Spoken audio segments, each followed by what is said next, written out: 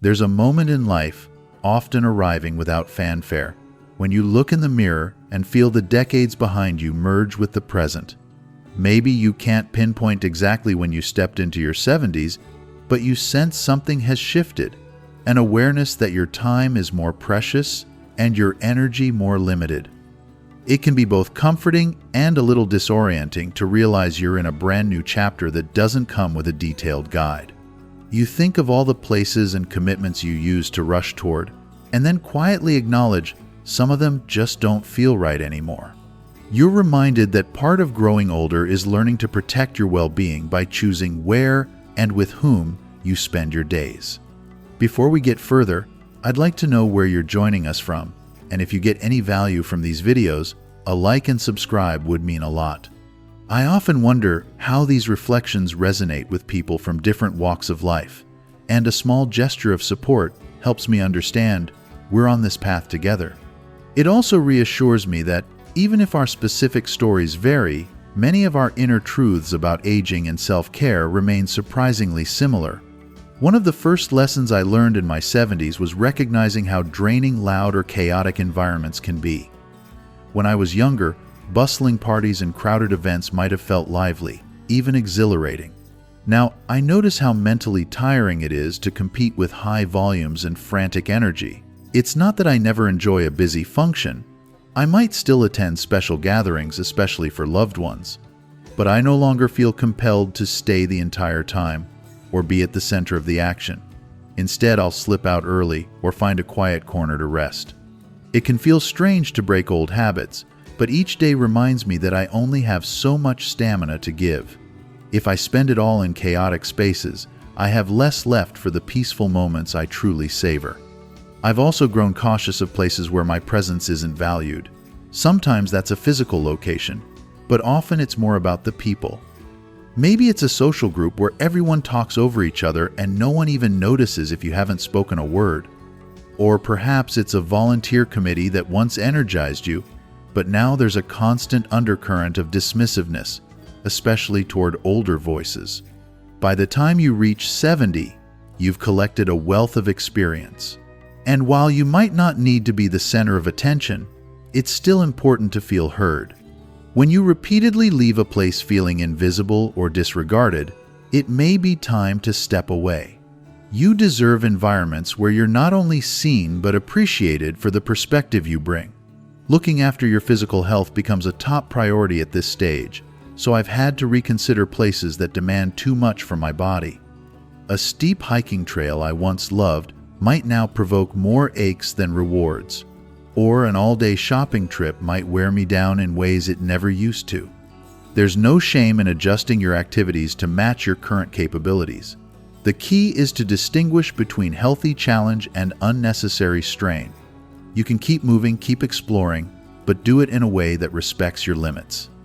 We sometimes hold on to the notion that we have to do everything the way we used to, perhaps because we're worried about seeming frail. But the real strength lies in acknowledging that your body has served you well and deserves gentler care. It's a kindness to allow yourself to choose the smoother path now and then. I've also noticed how much power memories hold, for better or worse. There are certain locations tied to painful events or experiences, maybe a house where you fought many battles or a particular stretch of road that stirs up grief. In our younger years, we might push ourselves to revisit these spots, hoping to prove our resilience. But eventually, you realize you don't need to keep reopening old wounds. Acknowledging that a place brings discomfort isn't a failure. It's a sign of self-awareness. If revisiting it helps you heal, that's one thing. But if it only keeps you stuck in sorrow or anger, it might be better to avoid it. Letting go of places that chain you to the past can free up emotional space for more meaningful connections in the present. Even online spaces require careful navigation these days. The internet can be both a blessing and a challenge. On one hand, it's a wonderful way to see photos of grandkids, learn new skills, and stay connected. On the other hand, some digital environments are rampant with criticism, hostility, and heated debates. By all means, keep yourself informed and stay in touch with loved ones. Just remember that negative online energy can seep into your thoughts and overshadow the quieter joys of life. My own rule of thumb is to recognize when a website or social media platform consistently leaves me feeling anxious or irritated, and then limit my time there. It's a simple act of self-care, like stepping away from a toxic conversation. Sometimes the places to avoid are those immersed in gossip and endless complaining. We all need to vent occasionally, but it's draining when a certain group or setting becomes a breeding ground for negativity. It might be an old friend's kitchen table where every conversation spirals into criticizing family members or lamenting society's woes. If you're not careful, you start to adopt that same energy, focusing on life's disappointments instead of its blessings. At 70, you've earned the right to protect your positivity. That doesn't mean ignoring real problems. It means striking a balance between acknowledging what's tough and remembering what's still good. By gently limiting time in these negativity clusters, I've found I can appreciate life's simpler pleasures far more deeply. Another situation to be wary of is any gathering where boundaries are routinely crossed. Many of us, especially those raised in tightly knit families, are used to turning the other cheek when relatives pry into our personal business. But by now we know how exhausting and stressful that can be. If someone constantly questions your finances or criticizes your life choices, you don't have to sit there and take it. You can kindly but firmly say, "I'd rather not talk about that," or excuse yourself when the conversation gets too intrusive. Setting boundaries isn't a sign of rudeness or distance. It's a way to protect your well-being so you can show up as your best self for the people who matter. Moreover, there's no need to hold on to traditions that don't serve you anymore.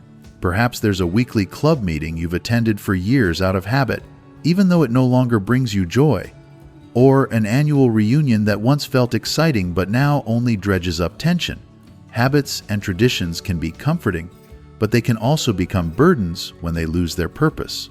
Allowing yourself to step back, at least for a time, might open space for new activities that genuinely speak to your heart. You're not obligated to keep doing something just because you always have.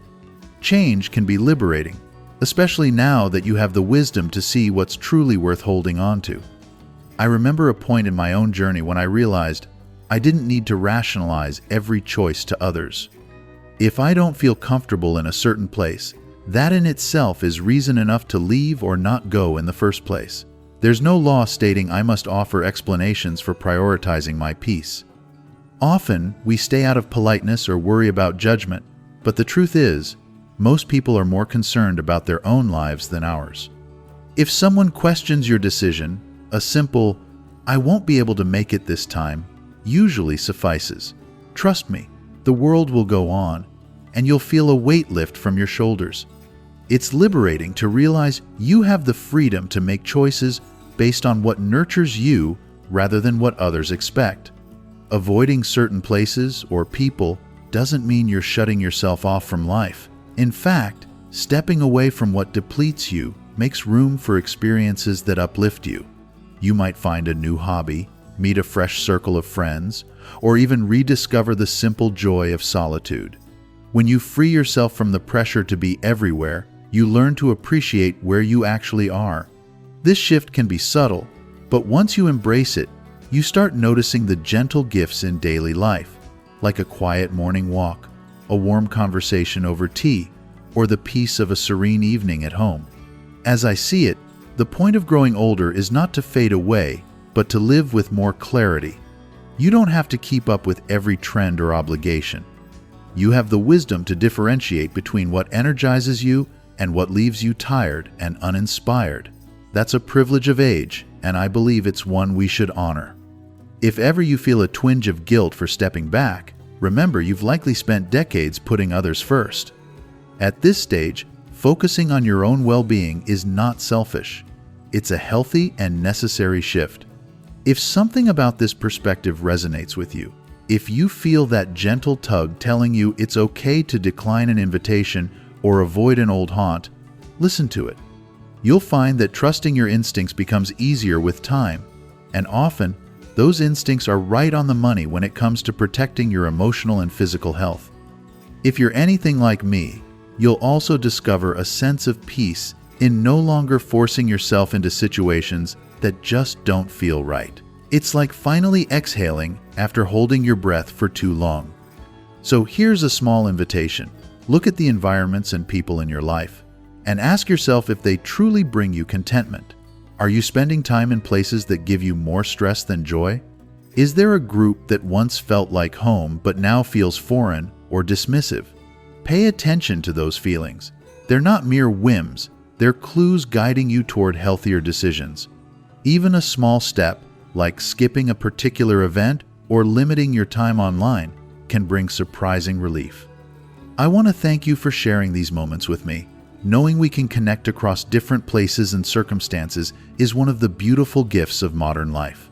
If you've gotten something worthwhile out of these reflections, let me know where you're tuning in from. And if it feels right, a like and subscribe goes a long way in reminding me these conversations have meaning. Above all, remember that your energy is yours to protect.